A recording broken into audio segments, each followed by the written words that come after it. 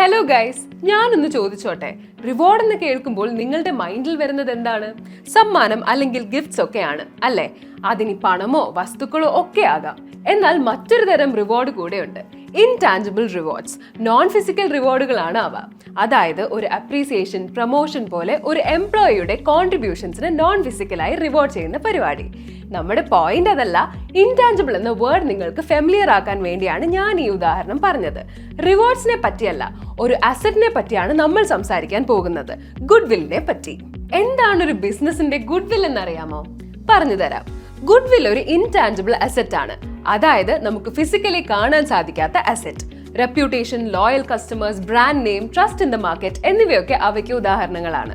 ബിസിനസിന്റെ ഗ്രോത്തിനെ എൻഹാൻസ് ചെയ്യാൻ ഈ ഫാക്ടേഴ്സ് സഹായിക്കും. ഗുഡ്വിൽ രണ്ട് തരത്തിലാണുള്ളത്, പർച്ചേസ്ഡ് ആൻഡ് സെൽഫ് ജനറേറ്റഡ്. ഒരു ബിസിനസ് മറ്റൊരു ബിസിനസിനെ അതിന്റെ ആക്ച്വൽ അസറ്റിനേക്കാൾ കൂടുതൽ തുക നൽകി വാങ്ങുകയാണെന്ന് കരുതുക. കൂടുതലായി നൽകുന്ന ആ പണത്തെയാണ് പർച്ചേസ് ഗുഡ്വിൽ എന്ന് വിളിക്കുന്നത്. Loyal customers, good reputation and a strong brand name എന്നിവയൊക്കെ ആയിരിക്കും ഇത്തരം ഇടപാടുകളിലൂടെ ബിസിനസ്സുകൾക്കുള്ള നേട്ടം. ഒരു ബിസിനസ് സ്വന്തം എഫേർട്സിലൂടെ നേടിയെടുക്കുന്ന ഗുഡ്വിൽ ആണ് സെൽഫ് ജനറേറ്റഡ് ഗുഡ്വിൽ.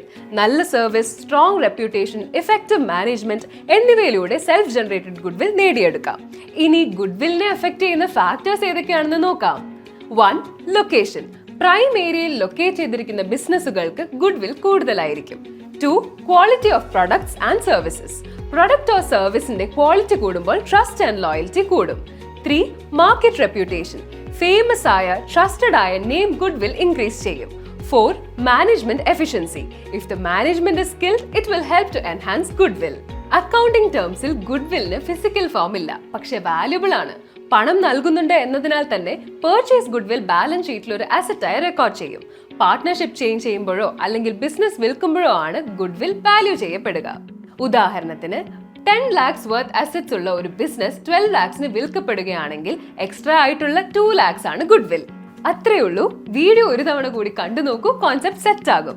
അപ്പോൾ ശരി, കൂടുതൽ സിമ്പിൾ ലെസൺസിന് വേണ്ടി ചാനൽ സബ്സ്ക്രൈബ് ചെയ്യാൻ മറക്കണ്ട. See you in the next video. Take care and goodbye.